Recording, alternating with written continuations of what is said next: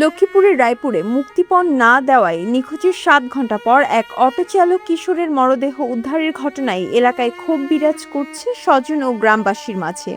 নিহত রাজীব হোসেন উপজেলার দক্ষিণ গাইয়ার গ্রামের অটোচালক মোস্তফার ছেলে। শনিবার দুপুর 1টার দিকে চর আবাবিল ইউনিয়নের 8 নং ওয়ার্ডের ক্যাম্পের হার্ট স্কুলের পশ্চিম পাশের সুপারি বাগান থেকে রাজীবের মরদেহ উদ্ধার করে থানা পুলিশ। পরিবার ও স্থানীয় সূত্রে জানা যায়, শুক্রবার রাত 8টায় রাজীব বাড়ি থেকে বের হওয়ার পর নিখোঁজ হয়।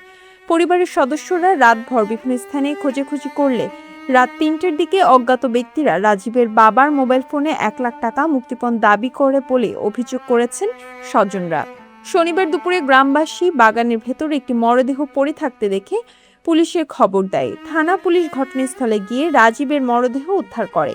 প্রত্যক্ষদর্শীরা জানায়, নিহত রাজীবের মাথায় একাধিক আঘাতের চিহ্ন রয়েছে। স্থানীয়দের দাবি, শিমুলতলা এলাকার এক ব্যক্তি রাজীবের অটো রিকশা নিয়ে যাওয়ার সময় তাকে দেখেন। এই ঘটনাটি জানাজানি হলে ওই ব্যক্তি এলাকা থেকে পালিয়ে যায় বলে জানান।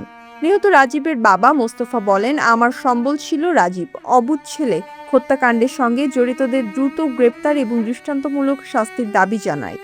রায়পুর থানার ভারপ্রাপ্ত কর্মকর্তা মোহাম্মদ শাহিন মিয়া বলেন, খবর পেয়ে ঘটনাস্থল থেকে কিশোর রাজীবের মরদেহ উদ্ধার করে ময়নাতদন্তের জন্য সদর হাসপাতালে পাঠানো হয়েছে।